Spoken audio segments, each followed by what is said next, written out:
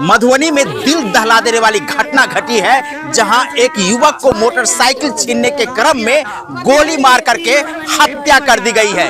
ये घटना मधुबनी और राजनगर के बीच बलाट गांव के नजदीक घटी है। अहले सुबह युवक मोटरसाइकिल पर सवार होकर के राजनगर से सीधा मधुबनी की तरफ जा रहे थे।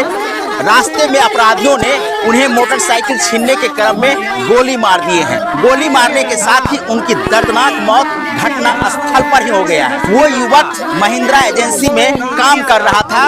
मधुबनी जाने के क्रम में अहले सुबह उनको गोली मार करके हत्या कर दी गई है। तो आप देख सकते हैं मधुबनी में अपराध की ग्राफ किस प्रकार की बढ़ गई है, जहां अपराधी पुलिस प्रशासन को सीधा चैलेंज दे रहा है। दोस्तों, आपको बता दें कि इस घटना को लेकर के देख सकते हैं काफी संख्या में लोग जुट चुके हैं। वहीं लोगों का क्या प्रतिक्रिया है वो भी देखिए।